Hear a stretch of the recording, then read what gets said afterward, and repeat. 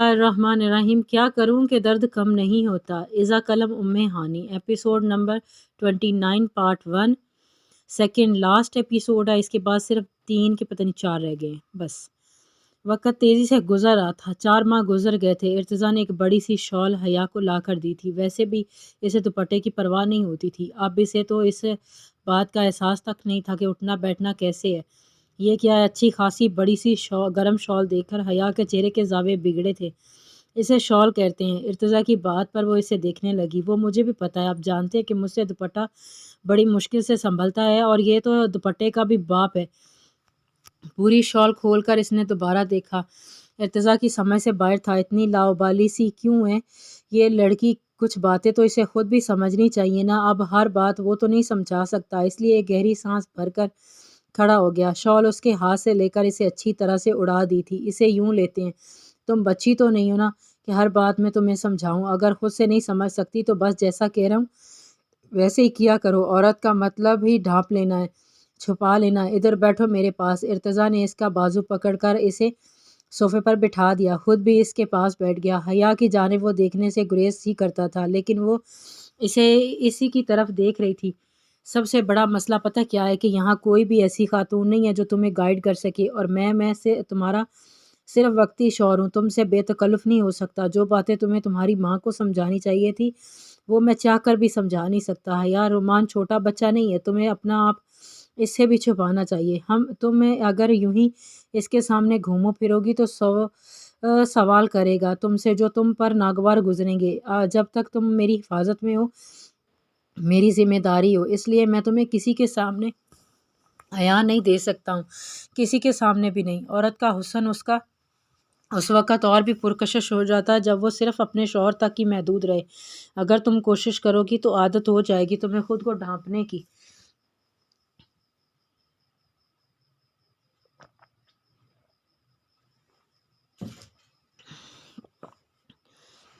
जैसे बहुत से काम जो तुम पहले नहीं करती थी अब आराम से कर लेती हो, इसी तरह ये भी कर सकती हो। कभी अपने नाम पर गौर किया है तुमने? कितना पाकीज़ा है तुम्हारा नाम। नाम लेते ही एक छुपी हुई चीज़ का एहसास होता है। लगता है कोई कीमती चीज़ है जिसे छुपाया गया हो।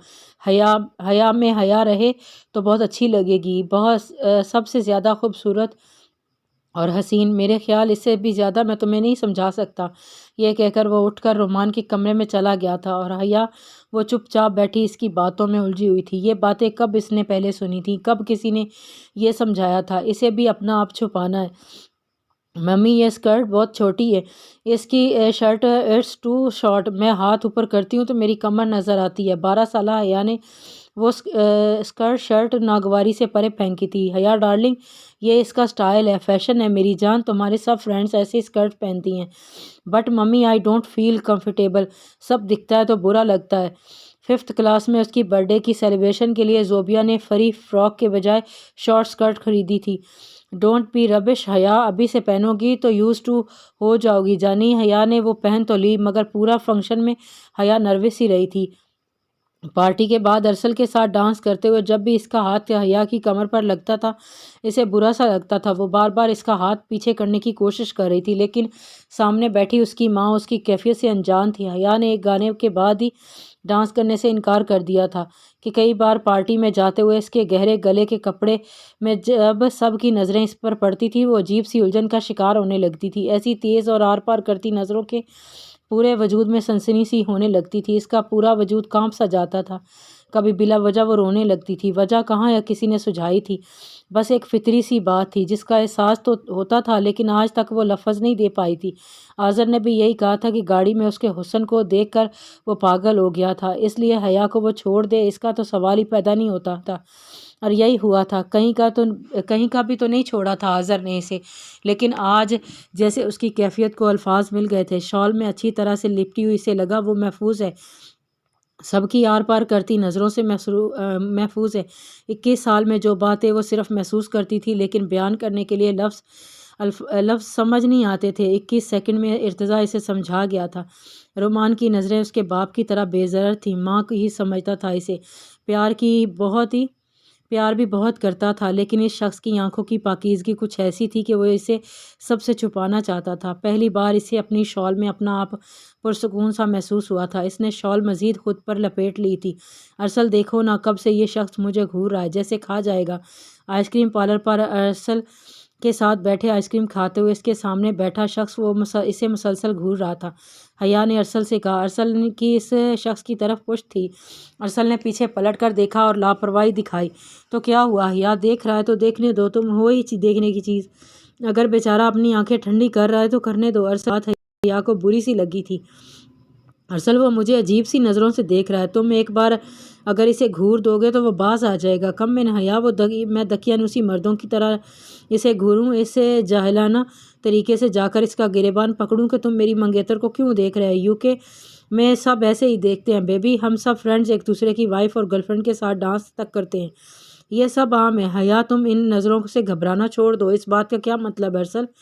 کل تم بھی مجھے اپنے دوستوں کی باہوں میں چھوڑ دو گے؟ آف کورس حیا، یہ کوئی انوکھی بات نہیں ہے۔ وہ مزے سے آئس کریم کھاتے ہوئے بول رہا تھا، لیکن حیا نے ناگواری سے اپنا کچھ پیچھے کر دیا تھا اور ارسل سے دو ٹوک انداز میں بولی، تم جس کے ساتھ چاہو ڈانس کرو، لیکن اگر مجھے تمہارے کسی بھی فرینڈ نے چھونے کی بھی کوشش کی تو میں اس کے ساتھ ساتھ تمہارا بھی سر پھاڑ دوں گی۔ حیا کی بات کو ارسل نے مذاق میں لیا تھا۔ ایک بار شادی تو ہونے دو بیبی، میرے ساتھ UK تو چلو، دیکھو کیسے تمہیں اپنے رنگ میں رنگتا ہوں۔ شرم و حیا بھول جاؤ گی، مجھے بولڈنس پسند ہے حیا جان، تمہیں بھی بولڈ بنا دوں گا۔ حیا نے گہرا سانس بھری تھی، شال کو کچھ اور اپنے ساتھ لپیٹ لیا تھا۔ ارسل، ارتضیٰ، وہ دو مردوں دونوں کی سوچ کتنی مختلف ہے، ایک کو حیا میں چھپی ہوئی پسند ہے اور دوسرے کو حیا سے مسئلہ ہے، اور میں کیا ہوں؟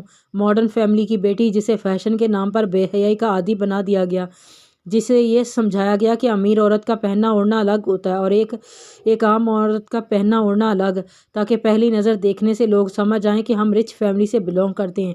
عورت کا مطلب اگر چھپائے جانے والی چیز ہے تو پھر یہ اپر سوسائٹی میں یہ مطلب کیوں نہیں سمجھایا جاتا؟ یہ کیوں کہا جاتا کہ دور بدل چکا ہے، اب دوپٹے کا رواج نہیں رہا، لڑکیوں کو خود اعتماد ہونا چاہیے، مرد کے شانہ بشانہ چلنا چاہیے۔ چادر میں لپٹی لڑکیاں ہمیشہ عدم اعتمادی کا شکار رہتی ہیں۔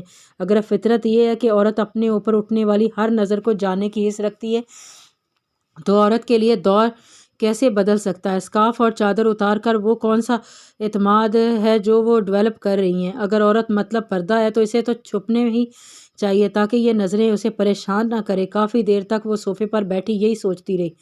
عبدالباسط اپنے کمرے میں آ گئے تھے۔ کمرہ بند کیا، بے چینی ایسی تھی کہ تنفس بگڑنے لگا تھا۔ جازم، میرا بیٹا، میرا آرا کا کیا میں صاحب اولاد بھی ہوں؟ آنسو آنکھوں سے ٹپ ٹپ کر گر رہے تھے۔ یہ سمجھ نہیں آ رہا تھا کہ خوشی کے ہیں کہ دکھ کے۔ عبدالباسط، میں نے فاطمہ کی نند سے تمہارا رشتہ طے کر دیا ہے۔ فاطمہ کے ولیمے کی رسم پر تمہارا نکاح ہے حبیبہ سے۔ مفتی انوار نے دوسرے دن ہی سب کچھ آنن فانن طے کیا تھا۔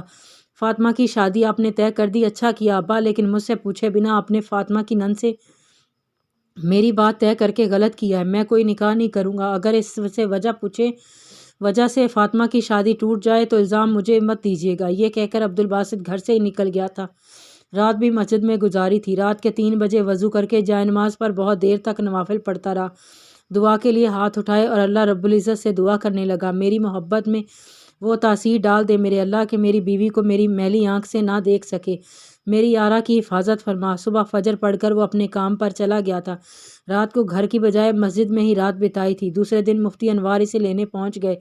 گھر چلو عبدالباسط، مزاج ان کا ابھی بھی برہم تھا۔ پہلے آپ وعدہ کریں گے مزید زبردستی میرے ساتھ ہرگز نہیں کریں گے؟ ٹھیک ہے، مجھے منظور ہے۔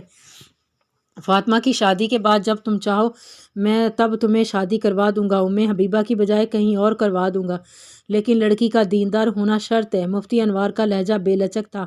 نہیں ابا، یہ مت کہیں، کیونکہ دیندار تو کوئی طوائفہ بھی ہو سکتی ہے، پھر اپنی بات سے پھرنا پڑے گا آپ کو۔ کہیں کہ لڑکی کا دنیا کے سامنے دینی خاندان سے ہونا شرط ہے۔ عبدالباسط کی بات پر وہ ہتھے سے اکھڑ گئے تھے۔ عبدالباسط، زبان کو سنبھال کر بات کرو، تمہیں ایک طوائفہ اور ایک دیندار لڑکی میں فرق نظر نہیں آتا ہے؟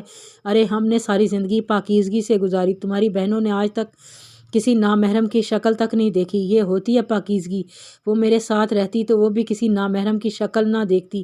آپ کے نزدیک پاکیزگی کا طالب اور مفہوم اور اس کی وسعت محدود ہے ابا، حالانکہ حقیقت اس کے برعکس ہے۔ ہم گناہ گاروں پر جہنم کے فتوے لگانے میں دیر نہیں کرتے، سمجھتے ہیں کہ بس اس نے گناہ کر دیا تو بس اب یہ جہنمی ہے۔ اللہ نے کب یہ اختیار دیا کہ ہم یہ دعویٰ کریں؟ اگر کوئی توبہ کر لے اسے تو میرا رب بھی معاف کر دیتا ہے۔ پھر اس کے بندے ایسا حوصلہ کیوں نہیں رکھتے؟ ان کا ساتھ دینے کی بجائے اسے دوبارہ اسی جہنم میں پھینک دیتے ہیں، صرف اپنی دنیاوی عزت و ناموس کی خاطر۔ میں بھی یقین سے کہہ سکتا ہوں ابا، اگر ارا میرے ساتھ رہتی تو خدا کی قسم فاطمہ سے بڑھ کر پردہ کرتی۔ اتنی محبت کرتی تھی وہ مجھ سے، ہر چیز کو چھوڑ دیتی میرے لیے۔ وہ وہاں رہنا ہی نہیں چاہتی تھی ابا، اور ویسی زندگی بھی گزارنا نہیں چاہتی تھی۔ مجھے بتائیں ابا، جو طوائفیں وہاں رہنا نہیں چاہتی، ویسی زندگی بھی جینا نہیں چاہتی، انہیں آزادی کیوں نہیں ملتی؟ انہیں عزت سے زندگی گزارنے کا موقع کیوں نہیں دیا جاتا؟ عبدالباسط سے بحث سے پوچھ رہا تھا۔ میں نے ساری دنیا کا بیڑا نہیں اٹھایا رکھا عبدالباسط، میں بس یہ جانتا ہوں میرا خاندان ان 7 پشتوں میں سے دین کی خدمت پر مامور ہے۔ پاکیزگی ہماری رگوں میں دوڑتی ہے، اس لیے میری نسل بھی آگے ایسی ہی پاک دامن اور کوٹھا یا پر ناچنے والی طوائفہ نہیں۔ عبدالباسط نے باپ کی بات سن کر تعصب سے کہا، پاک دامن لڑکی، ایسا کریں میری شادی ام حبیبہ سے کر دیں، وہ نیک ہے، پاک دامن ہے، اسے میں خود کوٹھے پر چھوڑ آتا ہوں، 2 سال وہی رہنے دیتا ہوں، پھر اسے واپس لے آؤں گا، اس کے بعد اسے اپناؤں گا۔ یہ کیا بکواس کر رہے ہو عبدالباسط؟ کیوں ابا؟ ام حبیبہ کے خاندار کے دیندار ہونے کی گواہی تو آپ کی خود کی ہے۔ کیا 2 سال کوٹھے پر گزار لینے سے ان کی رگوں میں دوڑنے والا خاندانی دیندار خون میلا ہو جائے گا، یا وہ اپنی مرضی سے بدکردار ہو جائیں گی؟ کمبخت، تو گنہگار ہوگا جو اپنی عزت کو ایسی جگہ چھوڑ آئے گا جہاں وہ محفوظ نہ رہ سکے۔ یہی تو کروایا ہے آپ نے مجھ سے، اپنی شارگ پر بلیڈ رکھ کر مجھے مجبور کیا کہ اپنی عزت کو اس کوٹھے پر چھوڑ آؤں۔ گناہ گار کر دیا آپ نے مجھے ابا۔ قیامت کے دن آرا کے ہاتھ میں میرا گریبان ہوگا، پوچھے گی مجھ سے کہ کیا قصور تھا اس کا۔ اس وقت اللہ کے سامنے جواب دہ آپ ہوں گے ابا، کیونکہ میں تو اسے چھوڑنا نہیں چاہتا تھا، لیکن اس کے کہنے پر آپ کے ساتھ آ گیا۔ آج کے بعد بھول جائیں کہ عبدالباسط کسی سے شادی کرے گا یا اپنا گھر بسائے گا، بھول جائیں گے کہ آپ کی نسل آگے بڑھے گی۔ 7 پشتیں پوری ہو چکی ہیں، 8ویں آگے نہیں چلے گی۔ کم سے کم مجھ سے یہ امید مت رکھیے گا، آرا نہیں تو کوئی اور بھی نہیں، کبھی بھی نہیں۔ اپنی ہی بات عبدالباسط، آواز عبدالباسط کے کانوں میں گونج رہی تھی، آنسو تواتر سے بہہ رہے تھے۔ نسل تو آگے بڑھ چکی تھی، ان کا بیٹا آج ان کے سامنے کھڑا تھا، ان گنت سوال لیے، جی تو چاہا کہ باپ کی قبر پر جا کر کہیں اٹھیں اور جواب دیں اپنے پوتے کو، جس کی نظروں میں راہ بدل جانے والا میں ہوں۔ میں عبدالباسط، اس مدرسے میں موجود 1000 سے زیادہ شاگردوں کو اولاد کی طرح پالنے والا، ان کی حفاظت کرنے والا، اپنے ہی بیٹے کو در در کی ٹھوکروں کے لیے چھوڑ بیٹھا، انجانے میں ہی صحیح لیکن غلطی تو کر بیٹھا۔ اور آرا نے کیوں مجھ سے یہ چھپایا؟ اپنا پتہ تو دے دیا کر آیا تھا اسے، ایک بار تو مجھ سے رابطہ رکھنے کی کوشش کرتی، ایک بار تو مجھے پکارا ہوتا۔ آنسوؤں سے چہرہ داڑھی تر ہو گئی تھی، آنکھیں بند کی تھیں۔ جازم کا مسکراتا ہوا چہرہ سامنے آ گیا۔ پہلی بار اسے دیکھ کر دل کو وہ بہت بھلا سا لگا تھا، ذرا سا مسکراتا تھا تو ڈمپل گال پر نمایاں ہوتا تھا، بالکل آرا کی طرح۔ پہلی بار اس کے ادھ چھپے چہرے سے نمایاں ہونے والے اس ڈمپل نے ہی عبدالباسط کے ہوش اڑائے تھے۔ دل بیٹے کو دیکھ کر بے چین سا ہوا تھا۔ رات بڑی مشکل سے کٹی تھی، رات تو جازم کی جی جاگتے سے گزر گئی تھی۔ صبح فجر کی نماز عبدالباسط ہی پڑھاتے تھے، روز کی ہی ان کی تلاوت دل کو چھو سی جاتی تھی، لیکن آج آواز میں واقعی نمی تھی، لہجے سے لگ رہا تھا کہ آنسوؤں کو ضبط کرنے کی کوشش کر رہے ہیں۔ ایک تو یہ ضبط کی بڑی آزمائش والا ہوتا ہے، اپنے آنسوؤں کو روکنا۔ نماز کے بعد بیان کی ذمہ داری عبدالغنی کو دے کر عبدالباسط اٹھ گئے تھے۔ میری طبیعت کچھ ٹھیک نہیں ہے، اس لیے آج کا بیان عبدالغنی کروائے گا، یہ کہہ کر وہ جازم کے سامنے کھڑے ہوئے تھے۔ وہ سر جھکائے وہیں بیٹھا تھا۔ جازم تم میرے ساتھ آؤ، کچھ کام ہے تم سے۔ عبدالباسط کے کہنے پر وہ کھڑا ہو گیا۔ ان کی آنکھیں متروم آنکھیں دیکھ کر سمجھ گیا تھا کہ رات ان کی اس کی طرح انہوں نے بھی جاگ کر گزاری ہے۔ پہلی بار انہوں نے اس کا ہاتھ پکڑا تھا، اسے اپنے ساتھ اپنے کمرے میں لے کر گئے تھے، دروازہ بند کیا، اسے سینے سے بیچ لیا تھا۔ بے اختیار تو جازم بھی ہو چکا تھا، باپ کے گلے لگ کر پھوٹ پھوٹ کر رونے لگا۔ گلے تو وہ بھی کئی بار ہارون رشید کے بھی لگا تھا، لیکن آج کی تشنگی الگ تھی، لگتا تھا اس کا آدھا وجود اس سے مکمل سا ہو گیا، ہچکیوں سے کانپتا وجود تھا عبد الباسط کا۔ جازم کا دل تڑپا تھا۔ جتنے بھی شکوے تھے جازم کے پاس، مگر اس وقت تو لگ رہا تھا سب بے معنی ہے۔ بمشکل ہی عبد الباسط نے خود پر قابو پایا تھا۔ اسے الگ ہو کر اس کا چہرہ اپنے ہاتھوں میں لیا، بڑی فرت محبت سے اس کا ماتھا چوما تھا۔ جازم کے بھی آنسو بہہ رہے تھے۔ اپنے باپ کے دونوں ہاتھ پکڑے اس نے اپنے ہونٹوں سے لگائے۔ مجھے معاف کر دینا بیٹا، مجھے نہیں معلوم تھا میری کوئی اولاد بھی ہے، ورنہ سینے سے لگا کر رکھتا تمہیں۔ آنکھوں اور لہجے میں ایسی ندامت تھی کہ جیسے جازم کا مجرم ہو، لہجہ ایسا عاجزانہ کہ جازم کا شکوہ دل میں رہ گیا تھا۔ جازم کچھ نہیں بولا تھا۔ عبد الباسط نے کپ کپاتے ہونٹوں سے پوچھا تھا، آرا کیسی ہو؟ کیسی ہے؟ جیسی آپ ہیں، دنیا کے سامنے خوش اور تنہائی میں اکیلی۔